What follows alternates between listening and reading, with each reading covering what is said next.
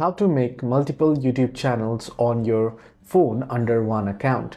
Well, hello everyone, welcome back to the channel. In this video today, let me guide you through the steps on how you can make multiple YouTube channels on your phone. Well, first you want to open up a mobile browser. Then what you want to do is you want to head into youtube.com and sign in to one of your Google accounts. So youtube.com. Next thing you'll have to do is you'll have to tap on U tab and then proceed to tap on sign in and sign in with one of your Google account. Then you can tap on three dots and make sure that you switch it. You want to enable the desktop here, desktop tab feature. So request desktop site and enable the desktop site. Now once you have requested the desktop site in the three dots menu here, what you want to do is you want to navigate to your profile at the top right corner.